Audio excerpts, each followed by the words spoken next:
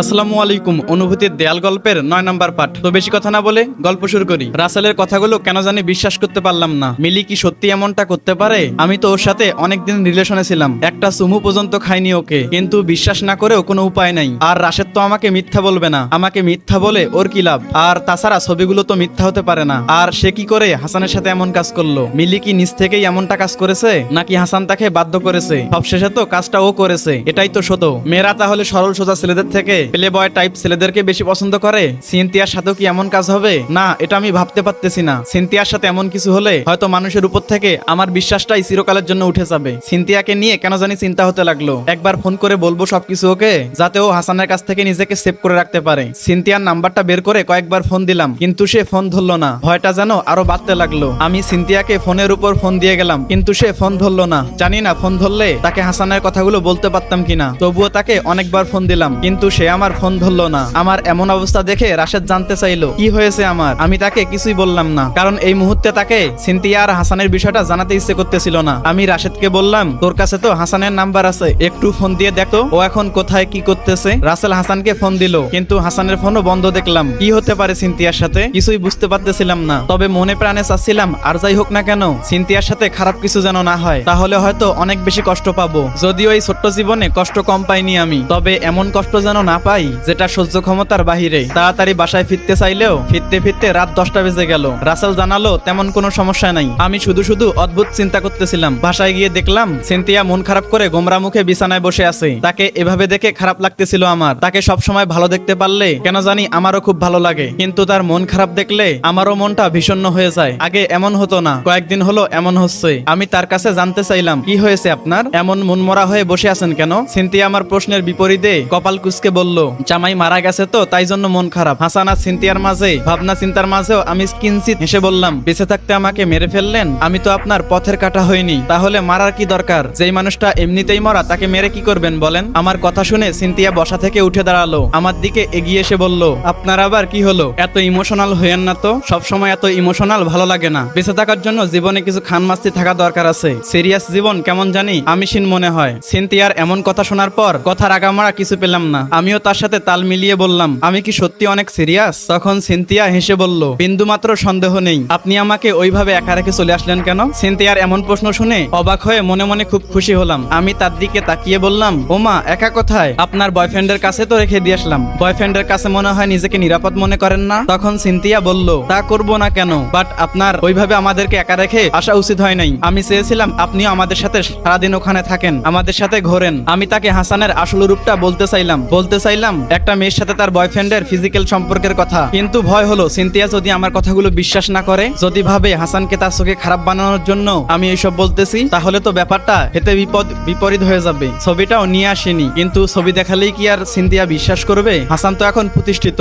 তার সাথে এমন ছবি থাকা অস্বাভাবিক কিছু না। কিন্তু যেভাবেই হোক না কেন সিনথিয়াকে এই বিষয়টা আমাকে জানাতেই হবে। আমি সিনথিয়াকে বললাম, নিরাপদ মনে করা উচিত না। আমি মনে করি কোনো মেয়ে অন্য কারো কাছে নিরাপদ না। যেখানে নিজের আপনজনরাই সুযোগ পাইলে ঝাঁপিয়ে পড়ে, সেখানে অন্য কারো কাছে নিরাপদ মনে করা বোকামি। আপনি বরং আপনার বয়ফ্রেন্ডের সম্পর্কে ভালোভাবে খোঁজখবর নিন। বলা তো যায় না কার মনে কি আছে। আমার কথাগুলো শুনে সিনথিয়া যে খুব একটা বেশি খুশি হলো না, তার মুখটাই তার প্রমাণ দিচ্ছে। নিজের বয়ফ্রেন্ড সম্পর্কে কেউ খারাপটা শুনতে চায় না, সবাই ভালোটাই শুনতে চায়। সিনথিয়াও তেমন। সিনথিয়া মলিন মুখে বলল, এইসব বলার কারণ কি? আমার বয়ফ্রেন্ডকে আমার চোখে খারাপ বানিয়ে আপনার লাভ কি? আপনাকে তো আমি চিনি না জানি না, তবুও এক ছাদের নিচে বসবাস করেছি। আপনার কাছে যদি নিজেকে নিরাপদ ভাবতে পারি, তাহলে আমি আমার বয়ফ্রেন্ডের কাছে নিরাপদ ভাববো না কেন? সিনথিয়ার কথার কোনো যুক্তি সম্পূর্ণ উত্তর খুঁজে পেলাম না আমি, তাই জন্য শুধু বললাম, আমার কোনো লাভ নেই। আমার মনে হলো তাই কথাগুলো বললাম। আর একটা কথা, খারাপ মানুষগুলো কিন্তু সর্বপ্রথম বিশ্বাসটা অর্জন করে নেয়। সে আশ্বাস দেয় সে খারাপ কিছু করবে না, কিন্তু সবশেষে দেখা যায় বিশ্বাসের মানুষটাই দুর্বলতার সুযোগ নিয়ে অনেক কিছু করে। বিশ্বাসী মানুষগুলোকে খুব সহজেই ধোঁকা দেওয়া যায়।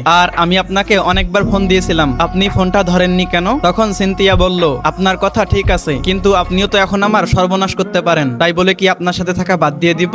ফোন ধরেনি কারণ ইচ্ছে করেনি। সিনথিয়ার কথাগুলো শুনে মনে হলো তার তো হাসানের সাথে চলে যাওয়ার কথা ছিল, তাহলে সে আমার সাথে থাকার কথা কেন তুলতেছে? আমি তাকে জিজ্ঞেস করলাম, আপনি তো বলেছিলেন আপনার বয়ফ্রেন্ডের সাথে কথা হওয়ার পর দেখা হলেই তার সাথে চলে যাবেন, কিন্তু তার সাথে না গিয়ে এখানে পড়ে রইলেন যে? তখন সিনথিয়া বলল, কেন আমি থাকতে বুঝি আপনার অনেক সমস্যা হচ্ছে? সিনথিয়ার এমন কথা শুনে তাকে বলতে ইচ্ছে হলো, আমি তো চাই তুমি সব সময়ের জন্য আমার কাছে থেকে যাও, কিন্তু তুমি কি আমার চাওয়াটা রাখতে পারবে? কিন্তু আমি এমনটা না বলে তাকে বললাম, সমস্যা না, তবে অলরেডি আপনার পিছনে অনেক টাকা খরচ হয়ে গেছে। নিজের বাবা মাও তো সন্তানের জন্য এমনি এমনি কিছু করতে চায় না। আপনি আর কয়দিন থাকবেন এখানে? সিনথিয়া জোরে একটা নিঃশ্বাস ফেলে বলল, জানি না কতদিন থাকতে হবে। হাসান রাজশাহী থেকে আমার সাথে দেখা করতে এসেছিল। যেদিন পালিয়ে যাওয়ার কথা ছিল সেই দিনও ঢাকাতে আসার পর ছিনতাইকারীদের হাতে পড়েছিল, না হলে সেদিন আমাকে রাজশাহীতে নিয়ে যেত। এখন যেহেতু থাকার মতো অবস্থান আমার কাছে আছে, তাই জন্য আর নিয়ে যাবে না। খুব তাড়াতাড়ি নাকি সে ট্রান্সফার হয়ে ঢাকাতে আসবে, ততদিন এখানেই থাকতে হবে। আমি নিজের অজান্তেই বলে ফেললাম, ভালোই হয়েছে ঠিক মতো ছিনতাইকারী ধরেছিল, না হলে সেই দিন অনেক কিছুই হতে পারত। আমার এমন কথা শুনে সিনথিয়া ধমকের সুরে বলল, কি সব আবল তাবল বলতেছেন? ভালোই হয়েছে মানে? ওই দিন ওই ঘটনা না ঘটলে তো আর আপনার সাথে দেখা হইতো না, আমাকেও এমন অবস্থায় পড়তে হতো না, আর আপনি বলতেছেন ভালোই হয়েছে? অদ্ভুত। আমি প্রসঙ্গটা এড়িয়ে গিয়ে বললাম, আপনাকে একটা কথা বলি, রাগ করেন না। তখন সিনথিয়া বলল, রাগ করার মতো হলে রাগ না করে থাকতে পারবো না। সে রাগ করবে জেনেও তাকে আমি বললাম, আপনার বয়ফ্রেন্ড কেমন যে একটা অবিবাহিত ছেলের সাথে এক ফ্ল্যাটে থাকতে দিচ্ছে? আমি যদি আপনার বয়ফ্রেন্ডের জায়গায় থাকতাম তাহলে কখনোই আমি এইভাবে আপনাকে একটা ছেলের সাথে থাকতে দিতাম না। তখন সিনথিয়া বলল, সবার মন মানসিকতা তো আর এক না। হাসান আমাকে বিশ্বাস করে বলেই থাকতে দিয়েছে, কারণ সে জানে আমি এমন কিছু করব না, আর আমার একা থাকতে ভয় লাগে, সেই জন্যই আপনার সাথে শেয়ার করে থাকি। আমি অনেক চেষ্টা করেও যখন হাসানের সম্পর্কে সিনথিয়াকে কোনো নেগেটিভ কথা বলতে পারলাম না, তখন মনে মনেই রাগ করে বললাম, যাহ, তোর জীবন তুই নষ্ট করবি তাতে আমার কি, তোর ভালো চাই আর তুই ভাব নিস। সিনথিয়ার সাথে কথা বলে ঘুমাতে গেলাম, কিন্তু ঘুম এলো না। ভাবলাম অবনীকে একবার ফোন দেই, বাবা মা কি সব সত্য জানে,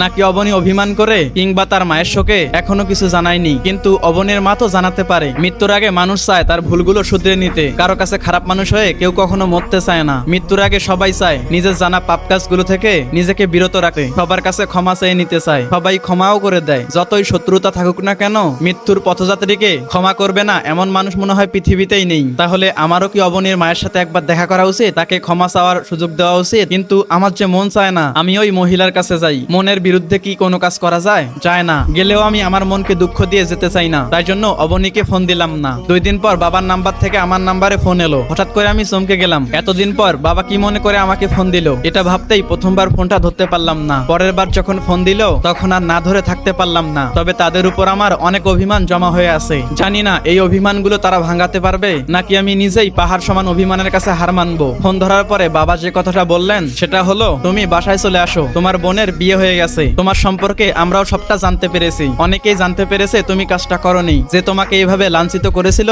আল্লাহ তাকে তার পাপের শাস্তি দিয়েছে। তুমি বাসায় চলে আসো, তোমার মা তোমার জন্য অপেক্ষা করতেছে। বাবার কথাগুলো যেন আমার বুকটার ভিতরে জায়গা করে নিতে পারলো না, সেই জন্য হয়তো আমার পাহাড় সমান অভিমানগুলো বলে উঠলো। আপনি তো বলেছিলেন যদি 1 বছরের মধ্যে বেঁচে থাকার মতো কিছু যদি না করতে পারি তাহলে যেন আপনার কাছে চলে আসি। কিন্তু আফসোসের বিষয়, কিন্তু আপনার কথাটা আমি মিথ্যা প্রমাণ করে আমি বেঁচে থাকার জন্য একটা অবস্থা করে নিয়েছি। এখন আমি আপনাকে ছাড়াই বেঁচে থাকতে পারবো। এখন কি আপনার কাছে যাওয়ার আমার কোনো দরকার আছে? আমার তো মনে হয় না। আমার কথাগুলো শুনে বাবা প্রচন্ড রাগ করলেন, ধমক দিয়ে বললেন, বেয়াদব ছেলে। কথাগুলো বলেই তিনি ফোনটা রেখে দিলেন।